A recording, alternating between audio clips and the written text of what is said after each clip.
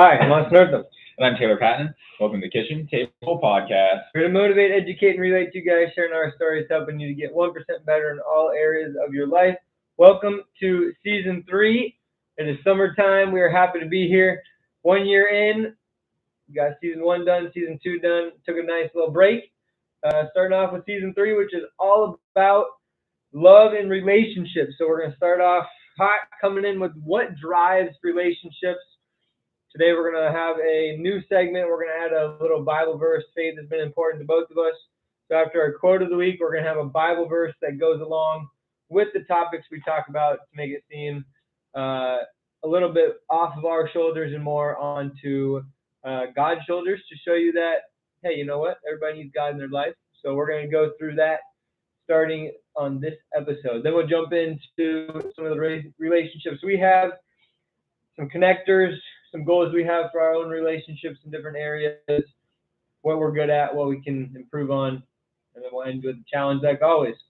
Thanks for being here. Appreciate all of you. Let's have a great Season 3 throughout the rest of the summer here. We don't have a challenge recap, obviously, since there was no previous episode. But quote of the week this week is, I have no idea who it's by. Took me a while to find it, to be honest, but it says relationships include fights, jealousy, arguments, faith, tears, disagreements, but a real relationship fights through all of that with love. A lot of negatives, but the positives hopefully outweigh the negatives in the end. That's what I basically take from it. Taylor, you got anything? Yeah, I like the quote. And the short version, I just feel like, and that it's just like, it's like us versus the issue, and that us versus the challenge, us versus the problem at hand.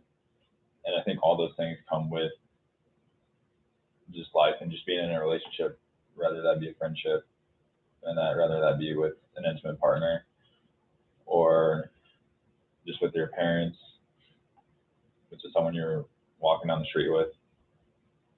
Yeah, there's gonna be challenges in life no matter what you're doing. The old saying goes, if it's easy, then everybody would do it, type of deal, right? So anything worth doing is hard. That's the way life is. Relationships are hard. They take time, effort, but hopefully makes you a better person, the other person a better person. You get some sort of memory or dopamine effect. I was listening to a podcast today talking about dopamine effect. Another time, but anyways. Bible verse this week is Genesis chapter 2, verse 18. And it says, the Lord God said, "It is not good that the man should be alone. I will make him a helper fit for him." The Lord God said, "It is not good that a man should be alone. I will make him a helper fit for him." Genesis 2:18. So to me, that right from the start, obviously it's talking about Adam and Eve, all that kind of stuff. But I take from it in today's world that God wants us to have relationships. We need relationships in our life. He wants us to have a relationship with Him first and foremost, and then relationships with each other, using our vocation, whether that's marriage life, priesthood, becoming a sister, whatever it might be. But God wants us to have relationships. I agree. Amen. I wrote down it's just like a human factor. Yeah, everybody needs that. Yeah. You need that. The babies need the quality touch from their parents. Yeah. Kids need support. Even adults need support. Everybody needs relationships. They get what's called loneliness. Right. So anyway. Go ahead. Do you think a lot of it, like a lot of your characteristics and like what you prefer in like your relationship is based off you as an infant? Like if you're held a lot more, you prefer like physical touch, versus if you're given like kind of like toys, like a dog, and that you're given toys, you prefer like gifts and all that. Like love languages. Do you think that has a lot to play in, because that's kind of like right when your like psyche starts developing? Yes and no. I think that a lot of nurture plays a role in your life, but I think when you reach a certain age, like 18 to 22, is kind of when you break off from that and you're willing to do what you feel is best for you at that point. So I think growing up, a lot of it is that way just because that's the way you were raised. But I think once you get out of the house, you kind of Do you think you choose those? Do you think you choose like your love language? Like it's not more like I think you choose it, yes, because when you get to a older age, you're wise enough to figure it out for yourself. As a baby, and I think like you could also use the example, oh, if you're held a lot, you're probably soft. Right? Versus if you're not held, then you're more like whatever, they can deal with it, figure it out type deal. I think also like there's also saying like if you're not held that much, you're also more independent. Yeah, so there's all of that stuff. Even though I would say I was probably held a good amount, and I'm very independent. So I think it really just depends on. There's so many factors in your life that it's too hard for me to tell. My initial thought would be no. That just from the psychology that I've learned over my lifespan is that in the end, it doesn't play that large of a role in this specific example. Guys, do you feel like that'd be my answer? Yeah, I agree. Because I mean, there's so much that plays in like your psyche growing up and everything.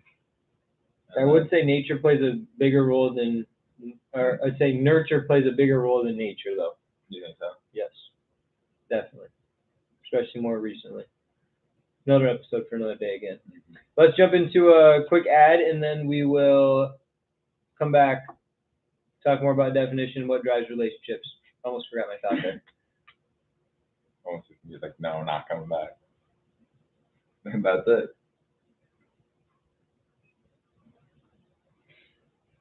I'm gonna talk about Vitargo. Forget it. And that's when you're like nature versus nurture, and then I thought you were gonna talk about Vitargo. Yeah. And then you're I forgot to put it in, to be honest. Trying to make these not be super long. So I wanted to move on to the next slide. Drink your Vitargo, all that good stuff. Helps recovery, trust me. I need to get some more flavors here, even though grape's the best, especially in the summertime. I mean, it's good in the summer. Get a nice cold water dumped with it. Ooh. Maybe put it in a shake with some ice. Grind her up. Love it. Anyways, what would you say you're gonna be bottle feeding freaking Vitargo. I will, yeah, that's what I'll do. What is your definition of a relationship? My definition. Like, what do you think? Dang, I don't want to say this.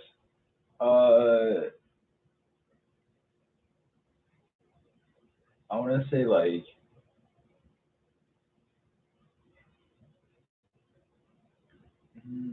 having common areas of life. Does that make sense? It's not really a good definition because I can't think of one right off the top of my head. I was not prepared for this. Having common areas in life. Yeah. The actual definition. Go ahead. I'm blanking on all the good words.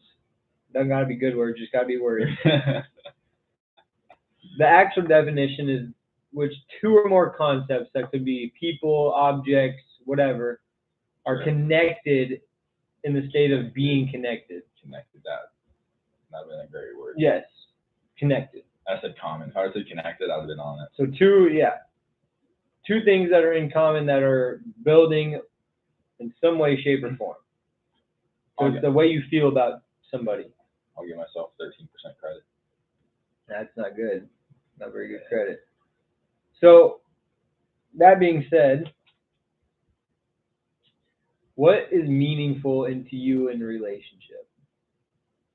First of all, there's a bunch of different types of relationships, right? We could be talking like romantic relationships, friendships, there's family, and then there's just general acquaintances. So I always talk about that little circle I have, you know?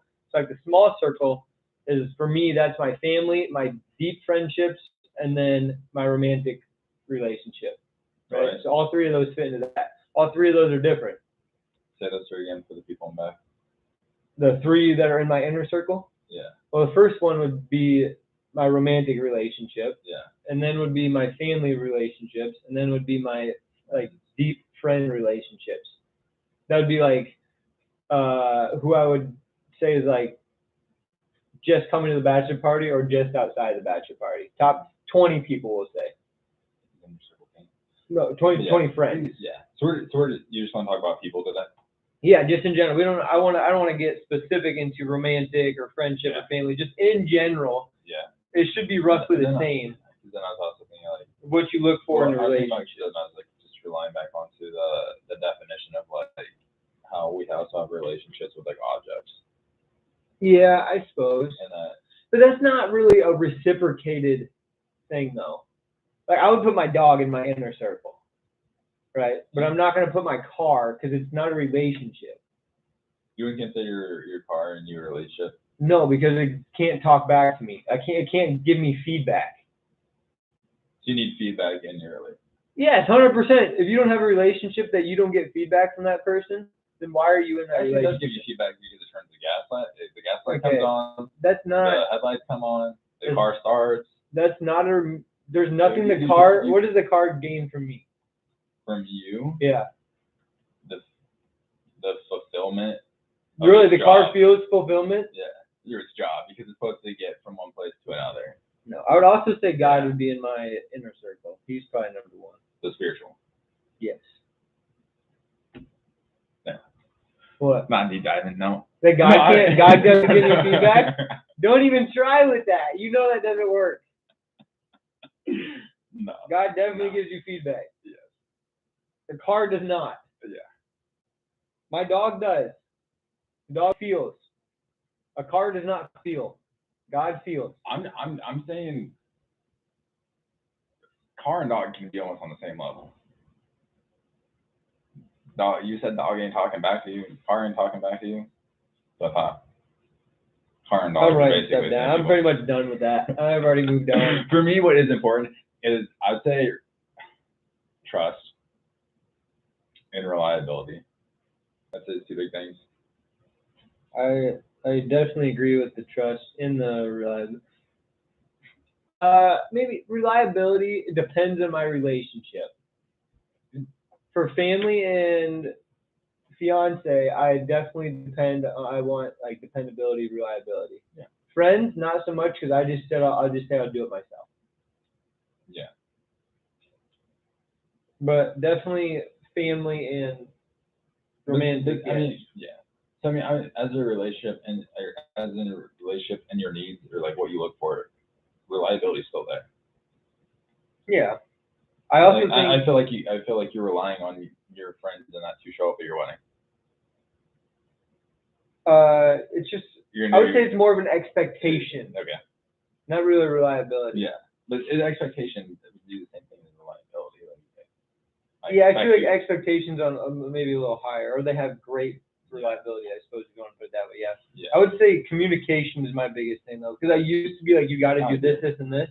Now it's like, okay, if you have stuff going on and you can't be there, like fine, you know what? That's what it is. What it is. Yeah. So it's not that I'm not going to not be friends with them if they don't come. But if they're in that inner circle, I trust that they have made every commitment to make it there. It's just like when I couldn't go to my cousin's graduation party in May because I had to reschedule kicking camp. Could I make it? Yeah, I could technically get up early, go there, and then come back and do the camp.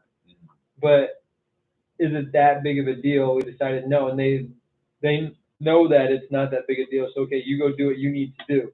Yeah. Now, if it was their wedding, and that's like a once in a life, I mean, so is graduation, but it's a little bit higher on the scale, I guess, of what matters. And again, the older you get, the more difficult it is for everybody to make everything. Yeah. Another thing for me, like I feel like you have to bring value to the relationship. Yeah. Yeah. Steph and I were actually talking about, or Will and I were talking about this the other day, and then Steph and I were repeating the conversation the other day, and how Can you repeat it to me? Yeah, our people, our listeners. We just want, like, we were talking how we want people in our lives that are going to challenge us or bring us up. I don't know, this is a bad word. Up in life. You know what I mean? Somebody who's not gonna make you dull, lazy, all that kind of stuff. Somebody to be like, hey, look what he's doing or she's doing. How can I get to that level? How can we place an impact that's lasting in their life? Is another way to think about it. So, for instance, one of the ways I've seen that this week is as a lasting impact is how big sometimes my fiance's heart is when it doesn't make sense. So, for instance, we're having she's having 2 showers, so it becomes a couple shower at my family. And I did not want to go. Like, I was like, no, they'll deal with it. They're going to shower? Yeah. Okay. I was like, no, you just have one, and if they don't come, then they'll deal with it. 'Cause I was like, I don't have a lot of time to go back and do this and do that, and everybody have to come together, and it's not going to make sense. And she's like, no, because your great grandma can't come to the wedding and stuff because she can't travel very well, so we'll make it happen.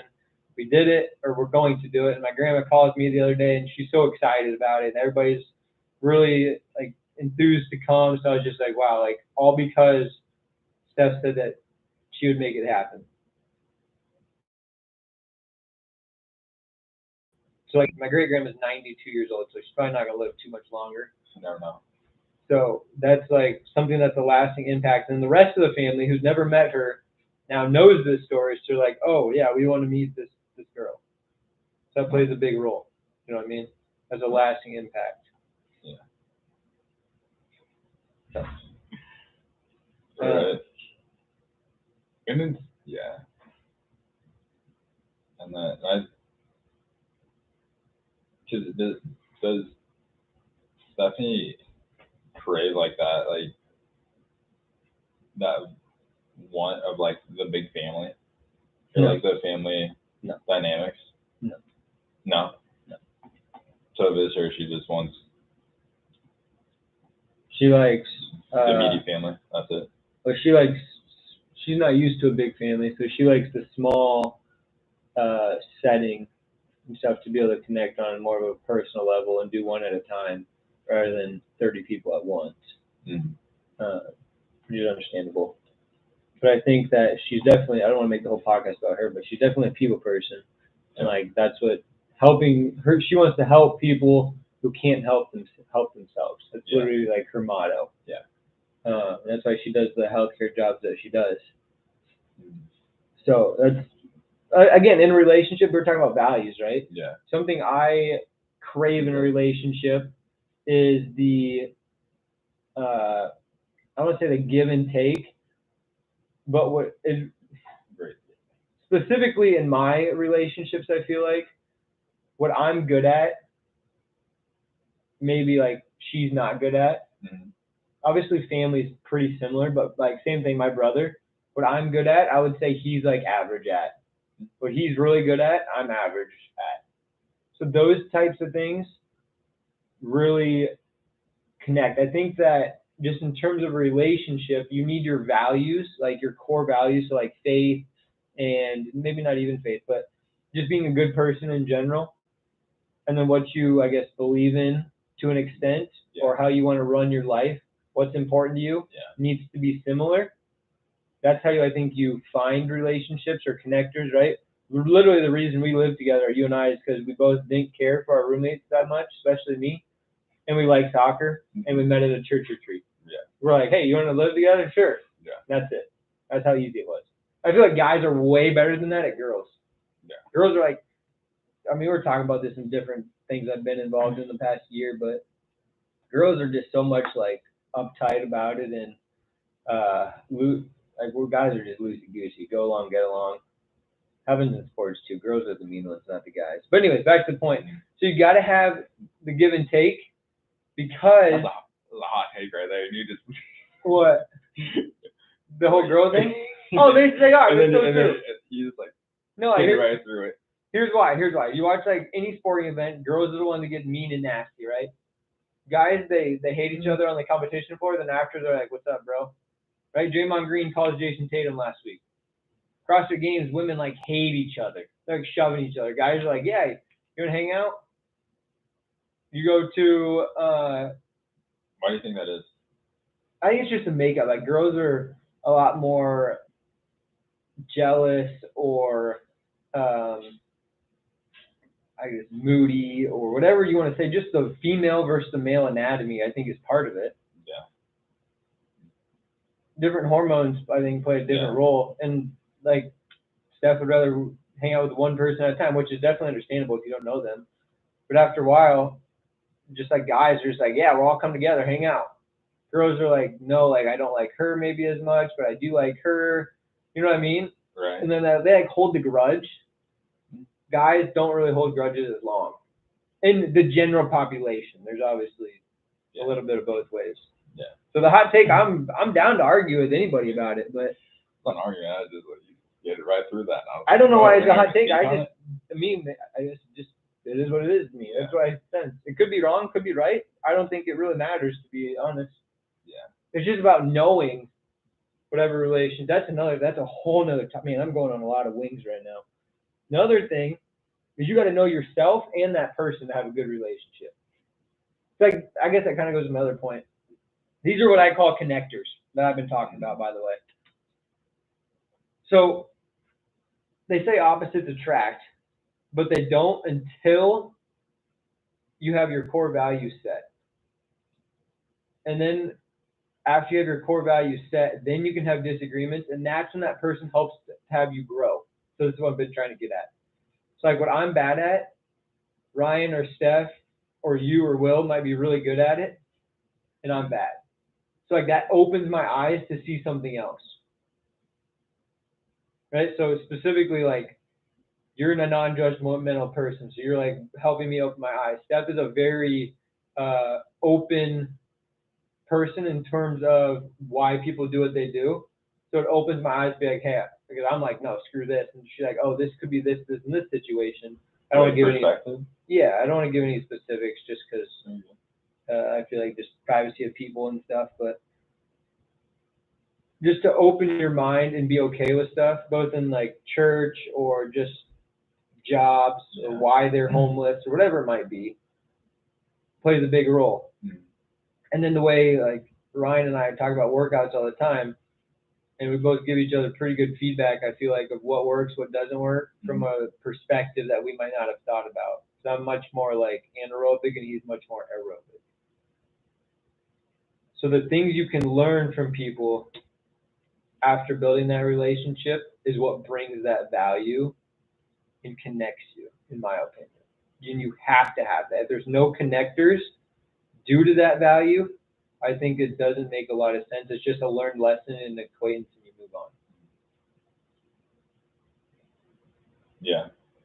I know that was a lot in like a 7-minute span. Yeah. Just my thoughts, I guess, on relationships. I also think. Let me ask you this: do you think? I need to ask you. I already know where to go from there. I need to ask. I got a question for you. Do you think you can have? I talked about that inner circle, right? Yeah. Do you think you can have too many people in that inner circle? Obviously, the outer circle can have 1 million people, right? That's your business partners. Talked about in previous episodes. Go look at it. I don't know what one it was. Yeah. Look at them all. Yes and no. Final answer. You need a phone a friend. 50-50. Final answer is yes. I think you can have too many, but I think at that point, like, your inner circle, like, is no longer, like, at some extent you can write down every person in your inner circle that you have a very good relationship with, and then at some point you're going to draw a line, but like they're not really, they're like more of an outer circle, and that. Do you think they're not acquaintances, but they're not the person semi-permeable? Yeah, and it depends on like where you're living and that, like, who. Yeah, just proximity does make a difference. Yes, that age, stages of life. Like, there's so much that goes into your circle or the closer relationships that you have, and that fluctuate in and out, that ebbs and flows. So when we were planning for this episode, you said, I mentioned that I want to talk about how my life has changed for relationships. Yeah. over the last 25 years and how I've changed my perspective. And you said, good, it should change as you get older. Yeah. I said this. Yeah. Actually, I did say that. Explain, as it should. explain that to me. Because I felt like when I was younger, when I was in elementary school, I was very good at being friends with everyone. Mm-hmm. And like I'd never, like, even to this day, like I feel like sometimes I don't know what group I belong in. Well, some of that is back to the proximity thing. In high school, elementary, it's all due to whoever you live by, right? Whoever goes to your school, you're friends with. Hometown. And then you get to college. This is where they say your lifelong friends are made because you get to choose if you want to be friends with them or not, right? Because you get to put the time in. I have one class with them. Oh, I play sports with them. You can hang out with them. You don't have to. You know what I mean? Yeah. I just want to throw that in there. Yeah. Because I agree heavily with that too. And anyway, like, that's what I'm saying is like when you're younger, your friends typically come from the area that you live in or the school that you go to, and that, or in the sports team you belong to, and that really, because you can't move around very much other than like, and that you can't really drive a car, you can't do the things that like when you get older that you can do. Like now, like technically we can just pick up and move into a different city. Yeah. So then when you get to college and that like you're saying, like you get to choose friends. You now get to have your own influence on who you are friends with. And that 100%. It's no longer just approximately of who you're around. Mm-hmm. And then like in the next stage of life when you're mid-20s, mid-20s to I can't even, I don't even know, because then the stages get weird. Yeah. But I would say the next level is when you have a career and then you start to settle down. So then your friends become even smaller, and that because then it becomes less of like, I want to say college friends, then it comes to like your neighbors, and that because people settle down, like settle down, and that they start buying houses or condos, and that, so then, or their church group. So now they have settled down, and that, so then those friends become more your inner circle, because those are the people that you spend 85% of your time with. And then when you have kids, and then like the same babysitting club, those people start becoming your friends, and then sports. So I think like it should change, and as you get older, stages of life become different. People go through different stages. I think it's That makes interesting. sense. Yeah, I got a lot to go through on that. So basically, my story that I have with relationships. Yeah, and and then you go into like, you go in deeper, and then go into like mentorships and mentorships, or even when you're younger, I'm gonna say you can seek. I used to talk to the retired guy, and I used to seek advice from him. It was for a class. Yeah. And that, but you kind of like, I guess it depends on the type of person, but sometimes like a lot of people seek relationships that help them grow. You should, if you're the smartest person in the room, get out of the room. Usually. Yeah. But I want to be that person who gives back early, not like I'm 65, be like, yeah, I got it, now I can give back. Mm-hmm. Hopefully you're gaining wisdom all the time, which I feel like in my story I had, because in high school I was like, I'll just hang out with friends, right? I love just hanging out with friends and said, screw family. Yeah. And then I got to college and I was like lonely, and I was like, didn't have the friends for a while, and I was like, oh, I want to go home and hang out with my family, you know, like I cherish those relationships because those guys are going to stay no matter what. So the friends are fluctuating a little bit, but I also feel like there's a group of people hopefully in your life, well, at least I see it this way, that I never want to, I guess, let go. Yeah. No matter if I live by them, they are the same life situation as me. Because like as you get older, I really noticed this the other day. When you're getting married and other people are getting married, you talk about getting married. When you just have a kid and other people around you just had a kid, you talk about that, right? You just start a new job, okay, now you talk to all the other teachers. to talk about what's the common part of your life. At church, what do you mainly talk about? Oh, it's church. If you're involved in a specific thing, how did you get connected with that, right? So that becomes little families within the family. Does that make sense? Yeah. And that's what drives the conversation, or the connectors again. But that being said, you're still bringing value because that's the part that they need the value in. But in my opinion, I have a group of people that no matter what, if I'm by them, not by them, if I called them on the phone, we could have an hour conversation like nothing left. Mhm. Like there wasn't any time between. Yeah. Or we got caught up, and that to me is what like the lifelong friends that I need in an inner circle, no matter what, because those are the people who are always going to be there. So now I really cherish those. Like if you would have told me 5 years ago that I would want to live in Iowa, I would have said absolutely not. The one reason I want to stay living in the city I'm living in is because the relationships I have in or near that city. Mhm. That is the one reason. And I like the size of the town. Literally, that's it. That's the two reasons. And it like outweighs all the other reasons. Yeah. And that is Yeah. it. You can build relationships other places you go, you're right. Yeah. And can you keep those lifelong relationships? Yes. So then I weigh, do I want to risk and build more relationships and have these ones be less? Or do I want to play it safe and like build these ones up to the very tippy top and just have others, you know? That's the balance I'm trying to get to. Yeah. So it's very interesting to me how my life has shaped from sports, don't care anything else, to, okay, family matters. Now, like, obviously family matters, but I'm busy sometimes. So it's like, can't make this. It's okay. To, hey, relationships are number one. That if sports doesn't work out, this is where I want to be. Mhm. So I cherish more the experience of the relationship and the quality than the external things. That's why I don't consider things a relationship. Mhm. So anyways, that's kind of my life there. And I'm still trying to get better at that. Yeah, going back into because exactly what you're talking about. You know, like our friend group is all you guys are in the same stage. And what do we?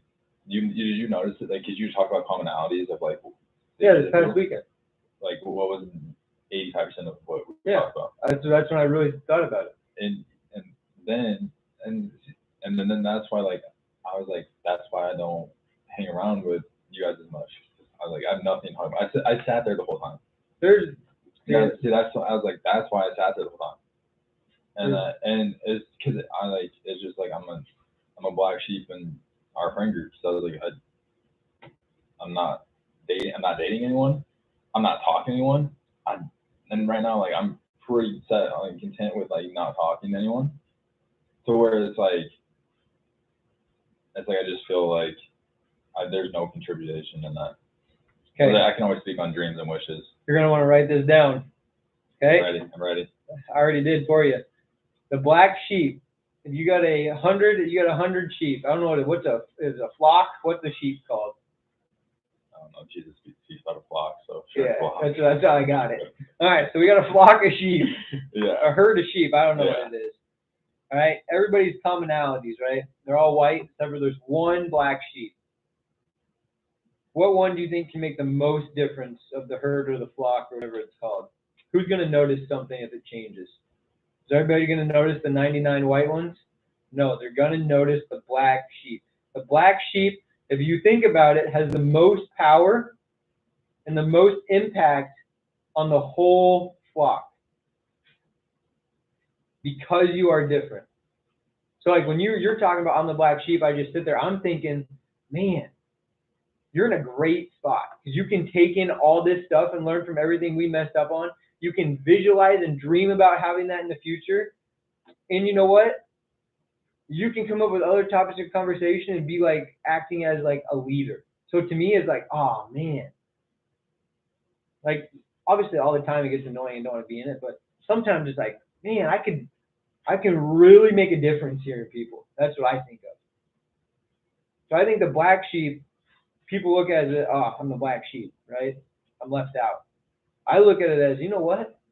I can both learn something here and teach something at the same time. I'm the black sheep. Yeah. All right. That's all I got. Motivational talk over.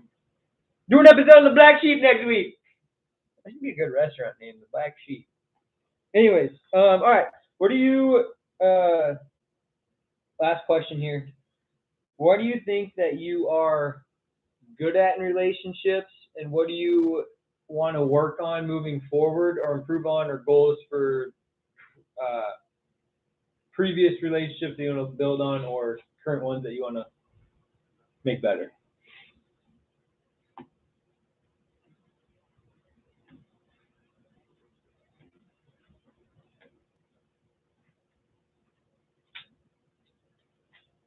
I'd say I'm good at,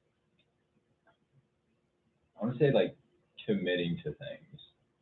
And that, so if like people say like, let's meet here at 1 p.m. on Friday, then I'm going to meet there at 1 p.m. on Friday. And that I'm not great at flaking out. Another thing I want to work on is knowing my own self-balance in relationships. Like this past weekend with the CWS, I think I told you this, but so it's the CWS, and it's like one of my favorite times of the year, and then going back to Omaha and experiencing all that.